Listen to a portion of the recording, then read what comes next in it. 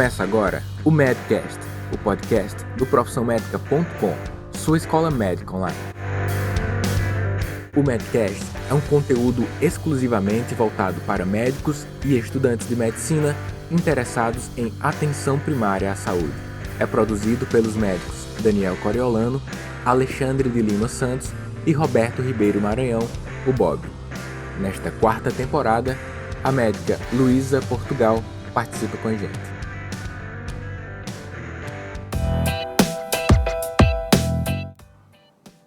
Olá, pessoal! Muito bom estar de novo com vocês. Meu nome é Luísa Portugal, médica de família, e também tenho um canal no YouTube que chama Diário de um Posto de Saúde. Bem-vindos hoje à nossa segunda aula sobre climatério, né? A gente teve uma parte 1 e agora vamos entrar na parte 2, que é a parte de tratamento e complicações deste tratamento. Então, é importante que vocês tenham ouvido primeiro para a gente fazer essa sequência, né?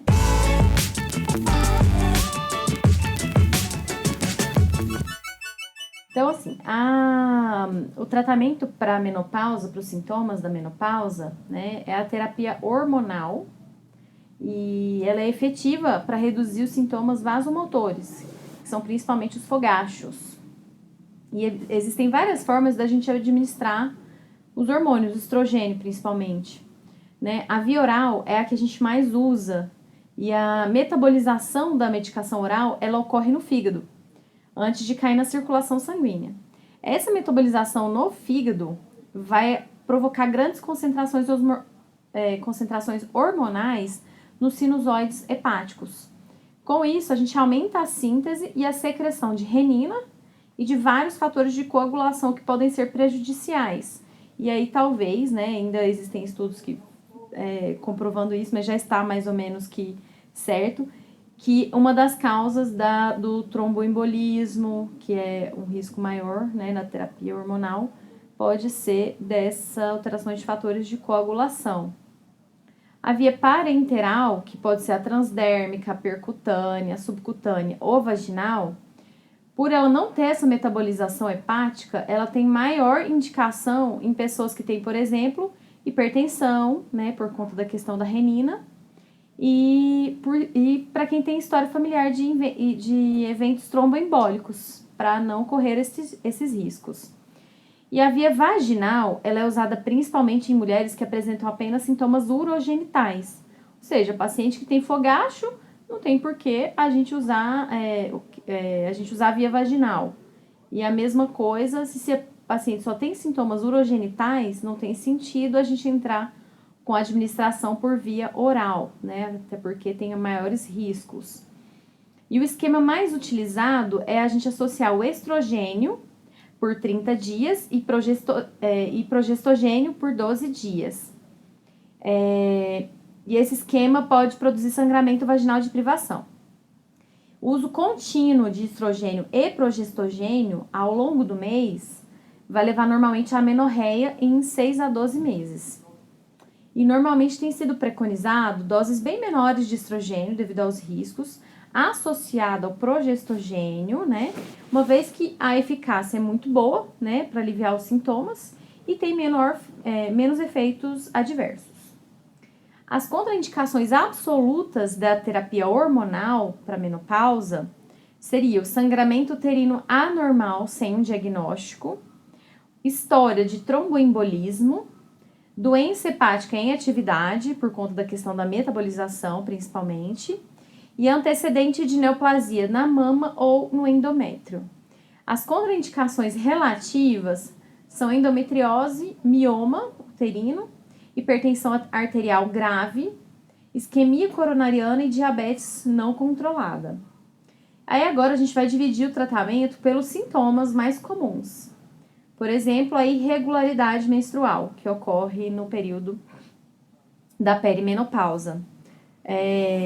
Quando a gente exclui doença endometrial, a gente pode usar para essas irregularidades menstruais acetato de medroxiprogesterona na dose de 10 mg, uma vez ao dia, do 14º ao 16º dia do ciclo menstrual. Se a mulher ainda apresentar sintomas se a mulher, além de ter irregularidade menstrual, também tiver sintomas vasomotores, ou seja, fogachos, a gente associa o estrogênio, que a eficácia é muito boa.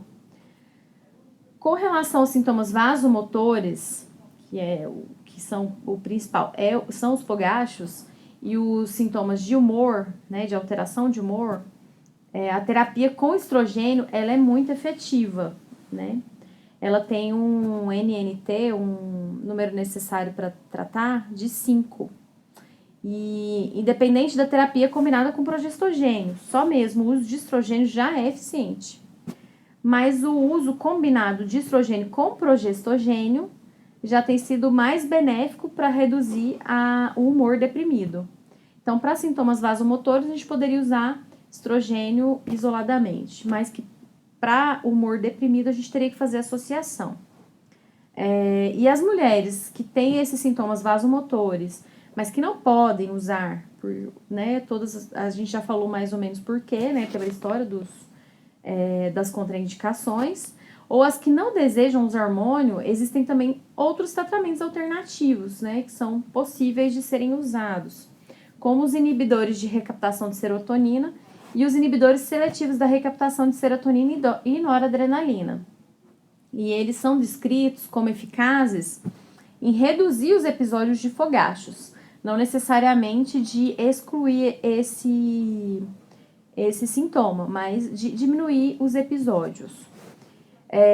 Alguns estudos demonstraram que a paroxetina, o escitalopram e a desvenlafaxina, eles mostraram redução de fogachos quando foram comparados a placebos. Com a sertralina, esse efeito já foi mais discreto, mas também foi superior ao placebo. Mas é importante, talvez, a gente dar preferência, então, para os que foram mais efetivos. Já a fluoxetina e o citalopram, eles não mostraram superioridade para combater os fogachos quando comparados ao placebo. Então, a gente reserva isso aí. E outra possibilidade de tratamento alternativo seria o uso da gabapentina, que tem sido usada na dose de 900 mg dia para aliviar os episódios de fogacho, só que, além de aliviar só os episódios, também possui muitos efeitos colaterais, assim como a gente também pode ver muitos efeitos colaterais com os inibidores de recaptação de serotonina e os seletivos de serotonina e noradrenalina, como tontura, palpitação, edema periférico, sonolência. Então, tem que ser reservado, né, o uso. E tem também os fitoestrogênios, que são compostos, né, que são extraídos de plantas e que possuem semelhança estrutural semelhante a 17-beta-estradiol. Mas a eficácia deles em relação aos placebos já é mais controversa, né? E esses fitoestrogênios, eles são normalmente encontrados na soja, lentilha, feijão, frutas, cereais. E agora vamos passar para os problemas relacionados à sexualidade feminina. A terapia com testosterona tem sido estudada para a resolução, né, desses problemas relacionados à sexualidade. E tem tido resultados positivos em algumas revisões sistemáticas e em alguns ensaios clínicos randomizados. E aparentemente melhoram a função sexual em mulheres na pós-menopausa. Mas o problema é que ele está associado a eventos adversos. Por exemplo, a piora do perfil lipídico e diminuição do colesterol HDL, o bom colesterol, né? E aí podem vir maiores riscos de problemas cardiovasculares. Com relação à atrofia urogenital, o uso de estrogênio tópico por via vaginal pode melhorar muito esses sintomas do ressecamento, prurido, dispareunia e até mesmo sintomas urinários nas mulheres na pós-menopausa. E há evidências que sugerem que a ação profilática do uso de estrogênio tópico contra a infecção de urina de repetição. E o uso sistêmico de terapia hormonal oral, só com estrogênio ou mesmo estrogênio com progestogênio, ele, tanto em mulheres que já fizeram esterectomia ou com o útero intacto, levou a uma piora da incontinência urinária e piora de infecções urinárias de repetição. Então, em razão da atrofia urogenital, O Papa Nicolau de colo uterino é frequentemente insatisfatório, né? Quando vai fazer a coleta é muito complicada, a mulher muitas vezes sente muita dor, ou pode também apresentar alterações que prejudicam o exame. Então, o uso de estrogênio vaginal você pode fazer por 5 noites antes da coleta do Papa Nicolau para qualificar o exame e diminuir a atrofia. E para tratar a atrofia vaginal, a gente pode levar em consideração que, além do tratamento com o hormônio vaginal, a atividade sexual regular auxilia na manutenção da saúde do epitélio vaginal. Então, a gente tem que orientar isso aos pacientes.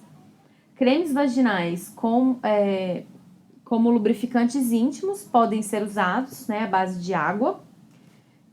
E também a terapia hormonal com cremes de estrogênio conjugados, estradiol, o anel intravaginal com estradiol, ou estradiol de baixa dosagem por via oral, mas que não é tão recomendado nesses casos, né?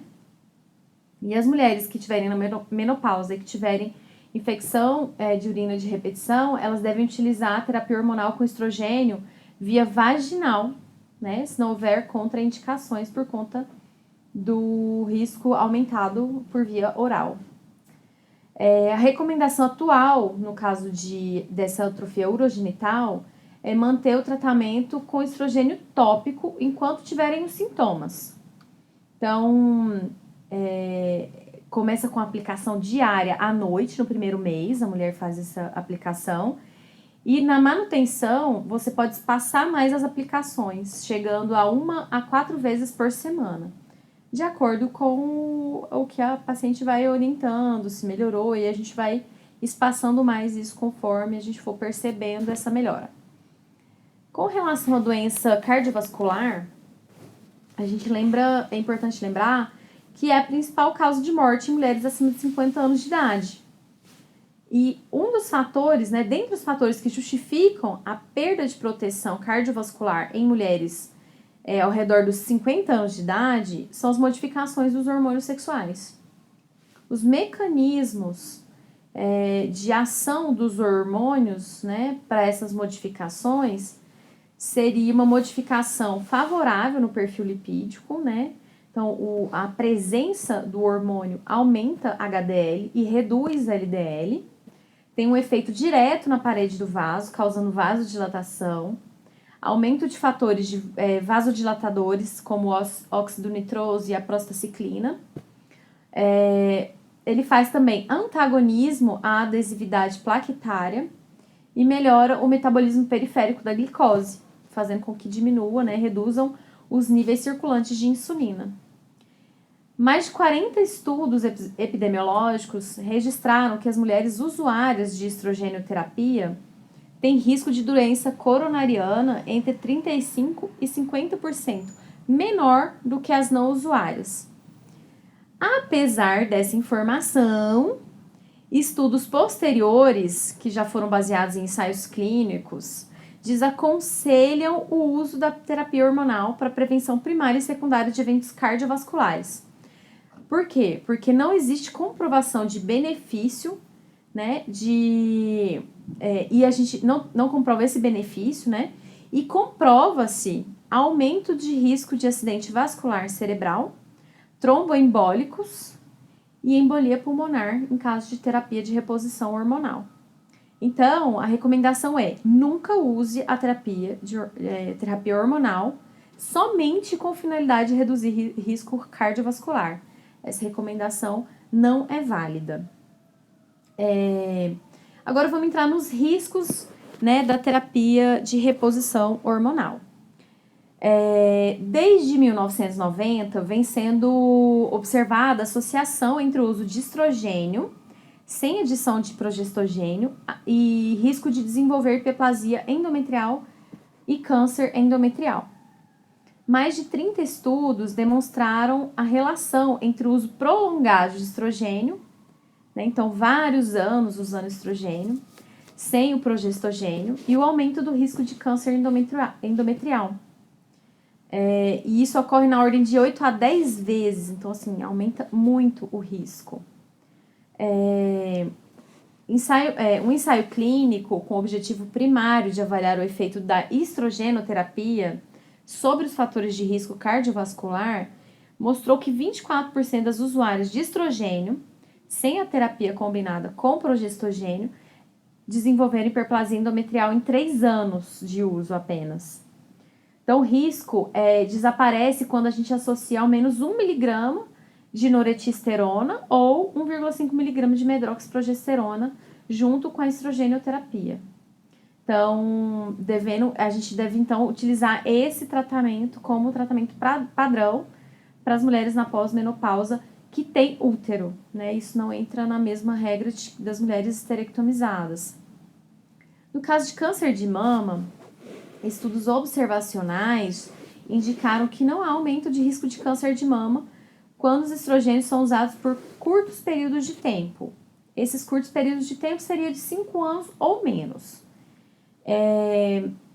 No entanto, esse risco de desenvolvimento de câncer de mama com a terapia hormonal foi observado a partir do 5º ano de uso, com um aumento do risco relativo de 1,3. Então, a gente tem que ter muita cautela ao usar, né, essa terapia. O câncer de ovário já não está associado ao uso da terapia hormonal, né? Porque, na verdade, o uso da terapia hormonal não está associado ao aumento da incidência de câncer de ovário. Ganho de peso também é importante a gente desmistificar, porque normalmente as pessoas têm uma impressão de que o uso da terapia hormonal normalmente causa ganho de peso.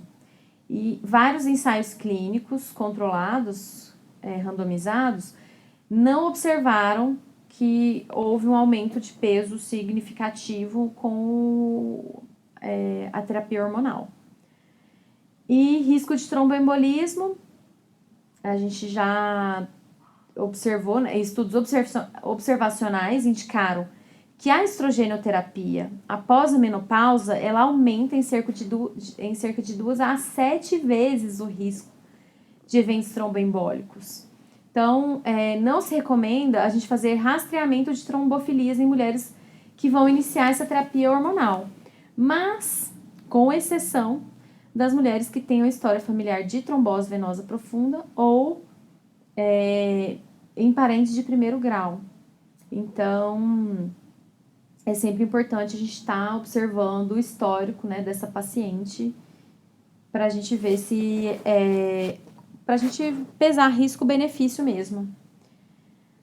Bom, acho que é isso. Acho que o mais importante da gente entrar com a terapia hormonal é a gente sempre avaliar aquela questão da medicina, do método clínico centrado na pessoa, né? Porque quando a gente vai aplicar a primeira parte do método, que é a gente explorar a doença, a experiência da doença, a gente ver como que realmente isso está afetando a vida dessa mulher. Será que esses fogachos atrapalham a vida diária, a funcionalidade dessa pessoa? Será que o custo-benefício disso, né, vale a terapia hormonal? Será que os problemas relacionados com a sexualidade, os transtornos de humor, estão afetando ela a ponto de atrapalharem assuntos pessoais, familiares? Então, será que vale a pena a gente tentar entrar com terapia hormonal? Muitas vezes eu vejo assim, e eu falo isso até por mim, às vezes a gente fica meio receoso, com medo mesmo de entrar com terapia hormonal devido a gente conhecer tantos riscos, né? Os riscos que existem.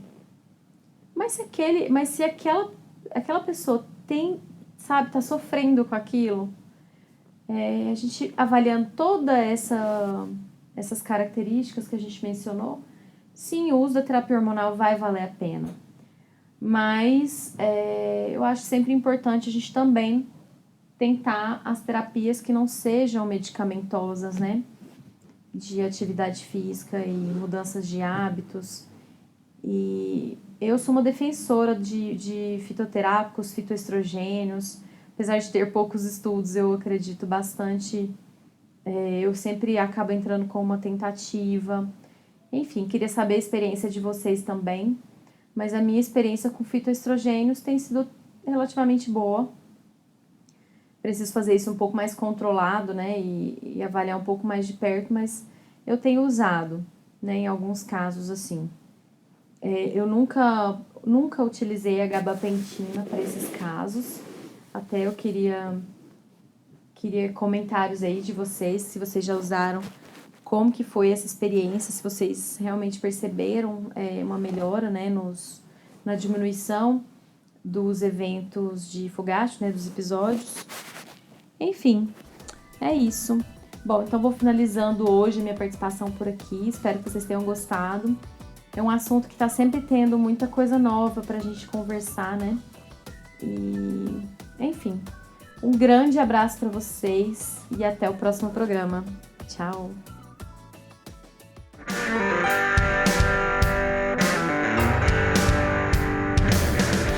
Você ouviu mais um episódio do Medcast, um oferecimento profissionmedica.com.